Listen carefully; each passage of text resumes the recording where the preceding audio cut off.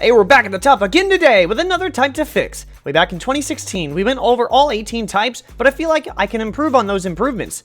You see what I did there? So I feel like we need to remaster the series and come up with something even better. This is now the 12th video in this remastered series, so if you missed the others, check the link in the description below. Today's type is none other than the fire type. This type has a lot of offensive pressure, but I feel it's lacking something, so we should fix that. But it's time to dive in. Let's find out how Pokemon Sword and Shield can fix the fire type. This is the only fix I'll bring back from the last video. There are potential for more defensive fire types. The problem lies in its weakness to Stealth Rocks and that it lacks reliable recovery. We can't really do much to Stealth Rocks, but when you think about it, there are really great defensive Pokemon weak to Stealth Rocks that still survive. That's due to one reason. Let's use Zapdos as an example. Great Pokemon, but it's still weak to Stealth Rocks and it gets the job done. Why is this? Well, that's because it has access to Roost. Roost is a great reliable recovery move for Zapdos, and the fire type is missing just that. But with a great potential fire type move in Morning Sun available, only 4 fire types get this move. Arcanine, Rapidash, Moltres, and Volcarona. 2 of them already get Roost, which is arguably the better move, but I digress, and Rapidash isn't even defensive. Arcanine is defensive, but that's mainly due to Morning Sun and Intimidate. There are options to make fire types more defensive, and turning Morning Sun into the fire type is something that they could do. I mean, they made Moonlight into a fairy type move for crying out loud. Just as a last second addition, there is a move I'd use defensively in leagues, so I used Mystical Fire on my Delphox to stall out a calm-minding Mega Latios. The fact that Delphox was able to 1v1 a setup Mega Latios is substantial in itself. Apologies for the interruption, let's get back to the video. I've talked about it before. Heck, I've talked about it last April, although not in a serious tone. But the fact that we're all still worried about Scorbunny being firefighting still shows that we're still showing scars from Emboar. I said it before. Blaziken was awesome. Infernape, while still part fighting, was still okay. But Emboar, you crossed the line. Don't get me wrong, it's still a decent Pokemon competitively, but why in the world did you take it off 4 legs and slap the fighting type on it? It had to be a trolling attempt. There's no way 2 designers were in a room saying, hey, wouldn't it be great if we made Emboar a 3rd fire fighting type starter in a row? But no, we can't do that. The fans would hate us for doing that. What's the worry? The fighting type will help Emboar against rock types. It'll be good for this Pokemon. But think how much heat we'd get if we did that. It's like if we started leaving Pokemon out of games. Ha, like we do that. But we'll just make it fighting to test how much they hate it, and then never do it again. But here we are again. I think people think Scorbunny could be firefighting because the last bunny ended up having its mega form being part fighting. Personally, I wouldn't care as much, because design-wise, it kinda makes sense. Unlike Emboar, I'd be disappointed to get a 4th rendition of calling the firefighters into Galar, but, you know, I wouldn't necessarily be mad. But I do know that the community would be very disappointed. Do you realize how many fire-type special moves there are? We'll list all the great attacks in 2 lists. These first attacks are all base 80 attack power or more without any detrimental effects. These attacks are Mystical Fire, Fire Pledge, Lava Plume, Flamethrower, Heat Wave, and Fire Blast. While the attacks that are base 80 attack power or more with detrimental effects are Inferno, Burn Up, Overheat, Blast Burn, and Eruption. So many options. Meanwhile, all that the physical attackers have is Blaze Kick, Fire Lash, and Flare Blitz. Blaze Kick is primarily used for bipedal fire types. Fire Lash, for some strange reason, is still Heatmore's signature move, and Flare Blitz causes recoil. We really just need some reliable physical move that doesn't leave the physical fire types wide open like that. Why else do you only see special fire types in the upper tiers, Yep. We must think alike, because I'm thinking the same reason. Hold on. Why are you now thinking about pouring pickle juice on waffles? That's just nasty.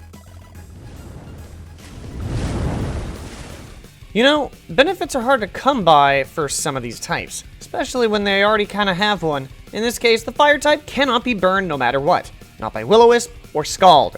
So that means the benefit we have to go with has to be something more niche and not always active, so it isn't overbearing for the opponent to go against. We don't really want to overpower an already powerful type, you know. So in that case, what we will do is, while the sun is active, they become firier charged with such heat, it actually boosts their defenses by 25%. This way, they can take hits better, especially those ground and rock type moves. This may seem overbearing since water types are already weakened in the sun, but realistically it's only 25%. You'll have to learn how to approach it, just like how I learned that firier is an actual word. Thanks, Google. Today's regional form was also covered in the Unova branch of the Galar Gauntlet, but once again it fits here, mainly because A, I told everyone I was still scared of it, so that should be a good enough reason without adding B to that conversation. Wait, there's another B? Is it in my recording room? Okay, good. No B. It's just this moth, known as Volcarona. While Volcarona is already powerful enough, it would really be a nifty addition. That, and it was covered in the recent rumor regarding potential Galar forms. Now then, we have this design from the Pharaoh God, showing that it becomes a bug ice type. This type combination has yet to be added, but it's a very scary one at that, especially when you know that it would still retain Quiver Dance, and now also gets Ice Beam. Anyways, why Volcarona adapts to Galar resides in its biology. The legend states that Volcarona's flames are said to provide a replacement for the sun when the atmosphere is dark with volcanic ash, and some legends claim that it hatched from a flaming cocoon to save people and Pokemon in freezing climates. But since its habitat is in the sandy desert of Unova, and Galar is further north, the cocoon egg it hatches from ends up relying on the cold nature of the mountains. Now it becomes the opposite, as it becomes the replacement for the rain when the atmosphere is too dry. It hatches from an icy cocoon to save people and Pokemon from torrid climates. And because of this, it gets the abilities of Ice Body, since it's the direct opposite of its other ability Flame Body, and Compound Ice, because it needs to see through the rain and the hail it summons to help out with the climate. It wouldn't get that many stat changes due to being the exact opposite of regular Volcarona though, but now once again, I am scared of another Volcarona. Thanks, me. I can always count on you. This ability is actually pretty nifty. It would have to be on a Pokemon that's closely related to water, but not a water type. So Volcanion having this ability in the future would not make any sense. Now then, the ability today is known as Humidifier. A Pokemon with this ability would take neutral damage from water attacks, but on top of that, this ability can act like the abilities like Pixelate, Aerolate, Glaciate, and Galvanize, with a small twist. In the rain, all fire-type moves would become water-type moves, therefore retaining the same type attack bonus, and the attack power would be boosted by 20%. The Pokemon with the ability Humidifier would also be immune to water attacks in the rain, so this ability would give two different options for the price of one. It would also give a great addition to rain having a fire type as an option. Today's attack is actually going to fill that lack of physicality, but make sure that the Pokemon aren't leaving themselves defenseless afterwards. Today's attack is known as Comet Strike. This attack is a base 100 power physical fire move where the user summons a comet from the sky to strike the foe below. There's a 10% chance to burn. With this attack, there will be another option for those physical fire types who are on all four legs and don't want to hit itself and recoil. But to make sure that Flare Blitz doesn't get outclassed, I would make this attack not as available as Flare Blitz, but just enough so that it wouldn't appear on this list for Generation 9. I don't need a fix, needing fixed right afterwards, okay? So the Pokemon concept I have today kinda fills that defensive role. Well, technically it can do both, mainly because of the stats, as we have a base stat total of 600 because it's a pseudo-legendary. Just look at it yourself. Here we have Blaziolisk, a fire dragon type concept by Dr. Crafty. The dex entry states that it is said that the roar of this Pokemon is like an erupting volcano. Its body can produce intense heat, fire, and magma as it wishes. They are perhaps the most aggressive and violent of all Pokemon, and it must be handled with extreme caution, as they are almost impossible to train, except by the strongest of trainers. This Pokemon, since being a pseudo-legendary, has base 600 stats to work with, but it's more like a tank, because we don't need any more fast, strong pseudos. Tanking is something that this Pokemon would be good at, as it has 95 base HP, 115 base defense, and 100 base special defense. This on top of having the offensive stats of 125 base attack, 90 base special attack, and 75 base speed. That's a scary looking stat spread. Add on to the fact that it has the abilities of Levitate, making it only weak to Rock and Dragon, and the ability of Strong Jaw, because, well, have you seen that jaw? Either way, it has two great defensive and offensive abilities. With the moves Dragon Claw, Comet Burst, Crunch, Dragon Dance, and Earthquake, this Pokemon is even scarier. Okay, bring back Volcarona.